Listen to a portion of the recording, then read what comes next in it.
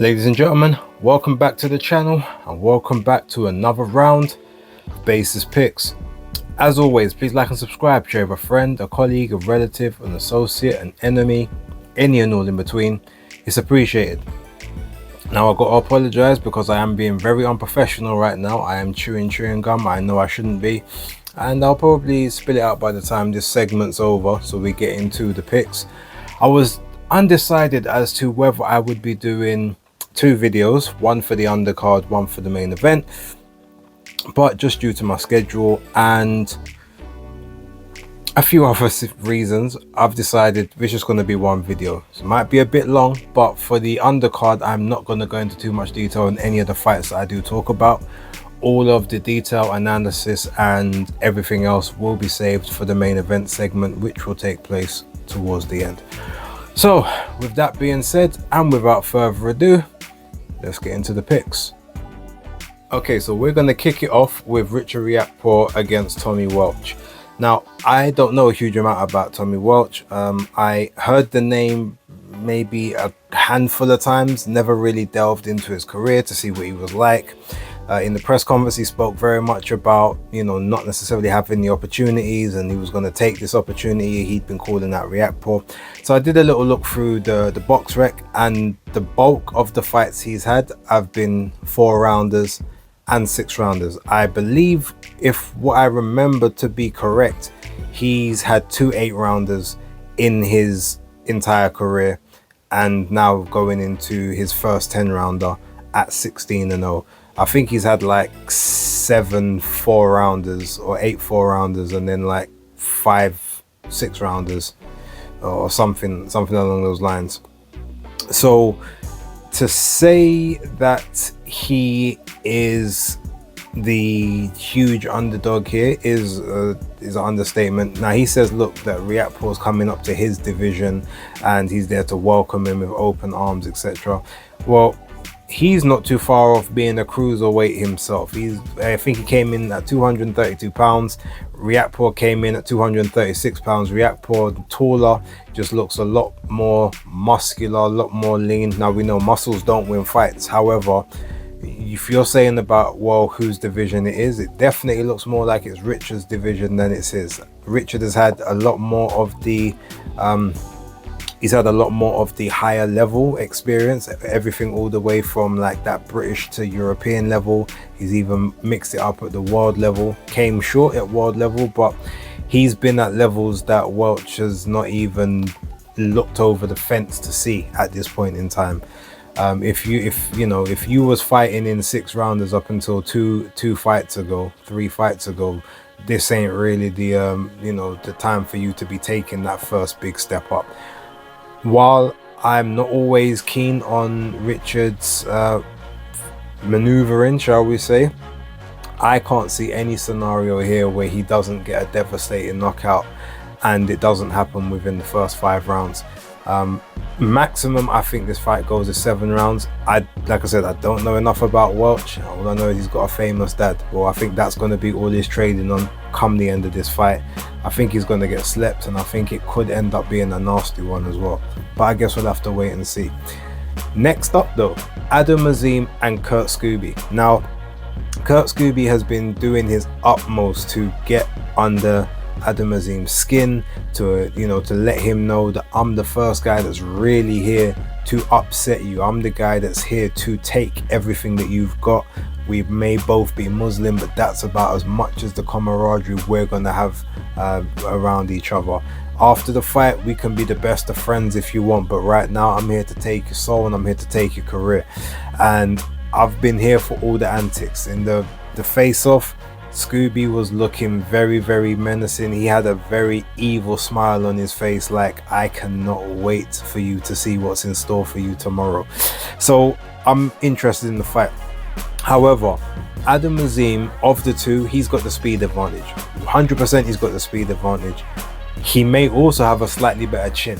Scooby is not chinny as such, but he has been knocked out in his one solo defeat. Now, it was a little bit, I'm not gonna say dubious, but it wasn't exactly like clean, but he has been hurt. He's shown that he can be hurt, although he has come back after that and done some pretty good stuff. He's not necessarily had any marquee names apart from Haskell Rhodes on his CV, well-known journeyman in the States, but he's got power. Not only does he have power, he has pretty good timing, and he's got a very determined nature to find his way onto that inside to get his work off. He's not going to try and box from the outside with Adam Azim, even though he does have quite a bit of sort of enough speed. He does have a bit of a ploddy nature at times, but he always seems to find himself where he wants to be, and it's almost sometimes it's very much like the other person's not prepared for it because of how slow he can appear at times. But he does draw a lot of power. His timing is pretty good, and I feel like he's been a lot more seasoned, having to fight in the OTX cards in the States, which are a lot more 50-50 matched as opposed to what Adam Azim has had in his career. So it will be a very tough test for Adam. I don't think he's going to come through this fight unscathed as such, but I do think he will do enough to win the fight on points, especially being in his home city. I'm not saying that necessarily is going to play a factor in it, but just the speed and the fact he's going to have a lot of support in there. Whenever he lands a shot, you're going to know that the crowd that are there for him will be sort of cheering and reacting to it.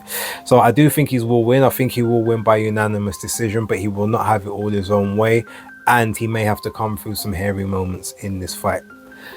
Next fight up on the card, we will be talking about Jack Catterall and Echo Esserman. This is going to be a very fun fight. Jack Catterall has the ability to have stinkers. He's had quite a few of them in his career, but he always performs his best when he is facing someone that is either a come forward pressure fighter that will not leave him alone, or someone that is an aggressive boxer puncher, not someone that's going to look to fight from the outside and try to counter and make him have to walk them down. Now with him, the one caveat I don't know in this particular story is the fact that he is now training with Bozy Ennis. Bozy Ennis is very much, he is a counter punching trainer. Boots and a lot of the other guys within that gym very much are counter punchers, but a lot of them like to counter punch on the front foot. They like to get close to the opposition, make them draw the lead hand, make them draw the backhand, and then slip off the counter of it. I don't know if Jack Catterall is going to be ingrained into that as such. He still, calls himself El Gato, so therefore he's still the cat. He still wants to be quick and have reflexes. So I feel as if I don't know how this one plays out.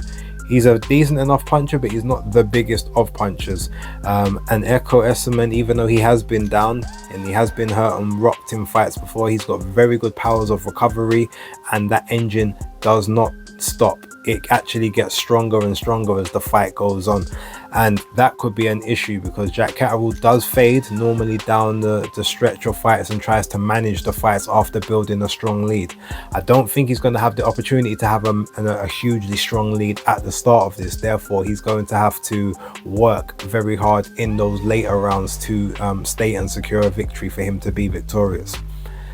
I do think though that just due to the higher level experience he's had in terms of fights that he's been in, he will just about get over the finish line here. I think Echo at times can be a bit reckless and apply some unstrategic pressure, and I think in those moments Catterall will be able to maybe land clean shots that the judges notice and remember, and I think those are going to be the moments that get his hand raised at the end of the fight. So I'm going to go with Jack Catterall to win. I'm predicting it could be close though. I feel like it could be like a majority or a split decision. I don't think he gets it clean on the cards, and being that this is like his last run, it could end up making him call into question what's next for him and how much more he's actually got left in the game. But that's what I'm going with it, and we'll see if I'm right. And I guess next up, you guys know where we're going, straight to the main event. Okay, so now it goes to the main event. Chris Eubank Jr. versus Conor Benn, unfinished business. Now I had to wait until after the weigh-ins, because not so much that I could see what they looked like, because I knew the weigh-ins would be ceremonial, but it was just about hearing you know, how weights were made and everything like that. Now, the interesting thing here, and this is something to note, I was watching the Matchroom broadcast, but I think they would have been the same between Matchroom and DAZN. At the end of the weigh-ins, they looked very good. Conor looked in great shape and Chris looked in great shape, to be fair. And obviously he's had the chance to rehydrate a little bit, but Eddie Hearn stated that on the scales were actually on at the time, and Chris Eubank Jr only came in at 165 pounds after weighing in at 159.4, I believe it was. Conor Benn weighed in at 159.7, and apparently he was 167 pounds on the scales. So at that particular moment in time, Conor Benn was the heavier of the two. Now obviously that will probably change towards the end of tomorrow, but it rings back to when Chris Eubank said that he would fight Kell Brook at 157 about 3 or 4 years ago, and he said that he only puts on about 4 to 5 pounds after weighing, so that Kell Brook would actually be the bigger guy in the ring when they stepped in the ring. So if you look at that and you say that he's only put 5 pounds on now, and then we remember they spoke about the weigh-in and the rehydration weigh-in the following day against Conor back in April, and they said he weighed in fully clothed with a jacket on and he only came in at 168 pounds. It maybe says that what he said there is actually correct. So he doesn't put on a huge amount of weight between the weigh-in and between the fight day. Now that might be because he doesn't drink or eat a huge amount afterwards. Maybe he likes to sort of do it gradually, or he likes to wait until after he's finished fighting before he consumes and puts some maybe more calories in the system.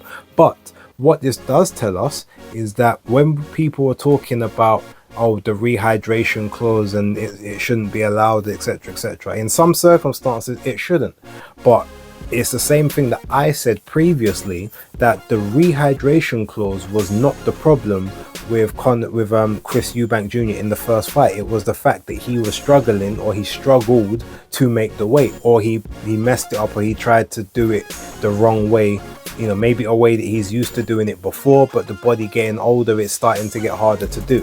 The weight cut was the problem, because if you make the rehydration clause easy, then that means that ultimately that wasn't a problem for you. It's not like you were just touching or scraping at the top of it and then like was dead afterwards. No, you've made that part. You've only come in 5 pounds heavier on this particular occasion, and it looks like you made the weight better this time than you did the last time. You made it more consistently and gradually throughout. So we can't be looking at weight as a reason if he's to lose this fight. I think that the energy is there, and one thing I will credit Tony Bellew with, as much as I don't like Tony Bellew and people know my feelings on him, he said if you are dehydrated, if you are weight drained, you don't become the stronger fighter towards the end of the fight. You're strong at the start and then you start to flag down the stretch. Chris Eubank Jr. became the stronger fighter throughout the fight. He started off sluggish, slow. Ben was the explosive one. He took it down the stretch, and then from rounds 10, 11, 12, he got stronger when Conor started to fade. That doesn't happen if you're weight drained or dehydrated. So I think that the weight thing has been just a part of the narrative. I think it's been concocted as a potential sympathy vote if he was to lose the first fight, which ultimately tells you that he had it in his mind there was a possibility he could. In this fight, he's brought back Bomac to ensure that that does not happen. Clearly they've worked on a few bits and pieces. They've made the weight better. Conor has also made the weight very well on his side, so I have to imagine that this is going to come down now to two things. It's going to come down to who is ready to go to the dark place again and go there and stay there, and who has got the stamina for the all 12 rounds if that's where it's going. Now, in my personal opinion, I think there's two ways for either guy to win this fight. For Chris Eubank Jr., the way to win this fight is to manage the distance from the start. Use that jab, keep the jab out, keep taking that half step back, making Conor fall short, and then either whipping in the uppercut, whipping in the left hook or the straight right hand, and just not allowing him to get a foothold. And anytime he gets even anywhere close, do very similar like in the first fight, just tie him up, get him, clinch the arms, make the referee have to break you, reset, go again, get him frustrated, and then down the back stretch of the fight, that's when you start to do what you did again. You ramp up, let the combos go. I think that he's got the energy to do it. He may not be capable of fighting for 3 minutes each round like he could have done in his younger years, but I feel like he's got a good solid 60 to 90 seconds of work in him. And if he can just manage those first early rounds, get Conor busted up, tired, having to fall in short, getting frustrated, and then reverting back to type, that's when you then take over the fight in the backstretch, once he's had that big adrenaline dump, and you possibly get him out of there towards those late rounds, because he just doesn't have much left. On the other hand, the other way for him to win is to impose that size and that will early, to get to the inside quicker than Conor Benn can react, smother on the inside, a lot of dirty boxing, a lot of fouls if he needs to, everything before you risk getting points taken off, throw those big combinations like he was doing in those later rounds, because Conor is not a counter puncher. Conor is a front foot fighter, so if you've got him ducking, dodging and rolling, his arms are going to stay holstered. If you can keep that work rate up and you can maintain that work rate, you can force him to have to react to everything that you're doing instead of being able to try and shoot for his own shots. And if you do that, then you have a chance to definitely win on points. Is you front load the front end of the fight, and then you try to manage the second half instead. On Conor Benn's part, he's got to work behind his jab. He has to actually jab with Chris Eubank because he is the quicker of the two. He's also the more spry. He can spring and drop down levels. He can do the up jab with his legs squats. He can do all of those tactics and movements to be able to offset the rhythm of Chris. He can spin the target quicker than Chris can react. And if he does all of that, keeping everything off of the lead hand and not even throwing the backhand until a little bit later on down the line, just get Chris conditioned to the lead hand, get him conditioned to getting that jab popped in his face, popped in his chest, popped in his stomach, and keeping the backhand holstered, making Chris wonder when he's gonna throw it. He can then mentally tax Chris out, especially in those first couple of rounds, and then once he starts doing that, then he can start looking for those shots over the top when Chris is just looking for where the jab's coming from. I would also say to Conor, a tactic that he needs to be employing in this fight, if they get into the clinches, dig dirty punches to the kidneys, dig them to the solar plexus, dig them to the ribs, even on the outside, throw a lot of body shots. If you're going to use the backhand early in the fight, don't go to the head, throw it to the body and keep throwing it to the body, because Chris, those older legs are not going to be able to handle and withstand that consistent barrage. That's the way that I would go in the first instance. The second instance would be to essentially do kind of what he did in the first fight, but just not launch the punches from so far back. Try to shorten the tail on the punches. Try not to put every single thing behind the punch. Just make it a case that when it's hitting Chris, he's just noticing the punches there. Throw it in the combinations. Get in, get out, ambush, flurry, and make Chris get reactive to the point that now he's going to want to try to come forward to get those rounds back, because he's not going to want to lose this fight on points. That's the clear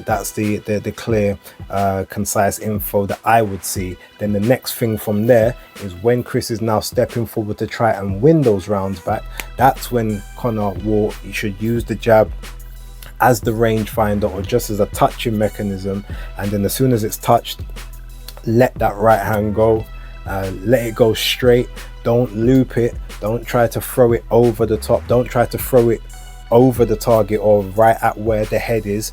If I was him, I would arc it down. I would throw it towards Eubank's chin, I'd throw it towards his throat, I'd throw it towards his chest, because chances are what's Eubank going to do? Or what's anyone usually going to do when a punch is being thrown at them? They're going to duck, they're going to dip down. So if he tries to dip to roll out of the shot or tries to move away from it, he's going to walk straight into it. And if he stays up still, maybe with the high guard, like I said, get him in the chest. If you get him in the throat, stop him from being able to breathe momentarily, that gives you an opening. That's the way that I can see Conor being able to win this fight. Now, the one thing I think the X factors here is you've got Tony Sims, who is definitely what I would call a fitness. He's a fitness trainer. A lot of his guys are well conditioned. They will outlast and wear out their opponents. Whereas you've got Chris Eubank Jr., who has got Brian Bomac McIntyre in his camp, who is an expert counter-punching trainer, a sniper type trainer, and the type of trainer that will allow you to use your opponent's weaknesses against them. The X factor there is, will Chris listen? Well, he did kind of listen to Bomac a little bit in that Liam Smith fight, for all it's worth. So I do think that having someone in there that he knows has been to the top and he knows got the credentials, where you don't get the right to tell him, I know best in this particular situation, I think he will listen. He will execute the game plan that has been set out. How do I see the fight going? Ultimately, this fight is going to be more of a tactical battle early on. It's not going to be as rock'em sock'em as the first fight was towards the start. I think Chris is going to try to navigate those early rounds with a bit more poise, but just showing Conor, look, I'm levels above you. Last time you tried to catch me unawares, this time I know what's coming. I also think that Conor is going to be a lot more hesitant to be reckless, not due because he's scared of the power, but just because he wants to think a bit more and try to set things up. But in the ability to try and set things up, I feel like he's going to get caught in between the moments, not knowing exactly, oh, should I throw it now or should I just wait, or let me look for the signal. He's going to try to assess things a bit too much, and I think those split seconds are going to allow Chris Eubank to get to sort of get those advantages. I do think, but when it comes to about around 4, 5, 6, I think that's when they're going to start getting back to work and make it more like around 13 of the first fight. And in that moment, I think that Conor is going to land quite heavily on Chris. Possibly, I think he drops Chris somewhere between the 6th and the 8th round. But I think Chris gets up, and then I think from there they go to war, similar to last time. But I think Chris, yet again, with the extra height, the extra length, the extra weight that he's going to have on him by the time the fight rolls around, a lot 10 o'clock, 10:30 on Saturday evening, I feel he's going to have a lot in the tank. And I feel like he's going to go through the trenches. I feel like he's going to manage to get Conor off his feet in round 11 or round 12 as well. And I think this one, while being closer on scorecards, I feel like Chris Eubank Jr. will win again via a split decision. I think it's going to be razor close, to the point where if they decide that they wanted to run it back a third time, maybe not immediately, but somewhere down the line there would still be a call for it, as it would show that Conor has closed the gap between the two of them even closer than he did last time. That's my opinion. Let me know what you guys think in the comments down below. So yeah, my official prediction is Chris Eubank Jr. to win via split decision. Appreciate you all. Don't forget to like, subscribe, share, and hit that hype button. But for right now, it's Basis Picks locked.